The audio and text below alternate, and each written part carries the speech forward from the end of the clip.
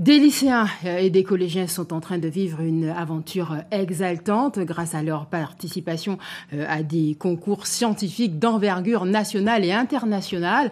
Pour les collégiens, il s'agit d'une compétition internationale de robotique, le Challenge First Lego League, et des olympiades de sciences, de l'ingénieur pour les lycéens. Sophie Vengada-Salon et Emmanuel Gir ont assisté à la présentation de leur projet ce matin. Ce sont les plus jeunes du concours Robotic First. Ils viennent de Port-Louis, sont en CM2. Leur projet, réutiliser l'eau du bain. Le plus souvent, on attend que l'eau tiédisse. Et entre-temps, ça fait perdre vraiment beaucoup d'eau. Donc on s'est dit qu'on allait inventer ce système pour faire passer l'eau de la douche jusqu'aux toilettes pour du coup moins gaspiller de l'eau et que les factures d'eau soient moins lourdes. Dans cette pépinière de futurs ingénieurs installés à la salle Laura Flessel, outre la présentation d'un robot, l'eau était l'un des thèmes du concours. L'actualité a inspiré les élèves.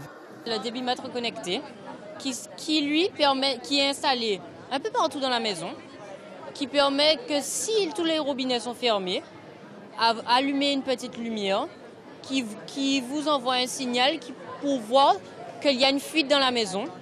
Second concours présenté cette fois par des élèves de terminale, les 9e Olympiades de sciences de l'ingénieur. Voici un projet qui aidera peut-être le sauvetage en mer. Le drone va aller plus vite que le baigneur, donc un nageur va mettre à peu près 1 ou 2 minutes et le drone pourra par exemple mettre 30 secondes ou 1 minute au maximum. Il y aura un système de caméra avec un pilote sur la plage. Avec la caméra, on pourra localiser le baigneur, on se positionne dessus et on lâche la bouée. Pour ces projets, enseignants et organisateurs veulent aller au-delà des connaissances techniques. Typiquement, là, on ne travaille plus tout seul. Là, maintenant, on est toujours là, incorporé dans une équipe.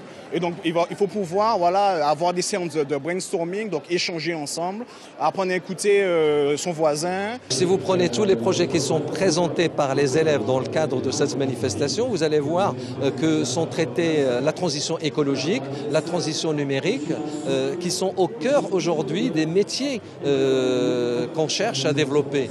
Les lauréats accéderont aux finales nationales et internationales, le début d'une aventure.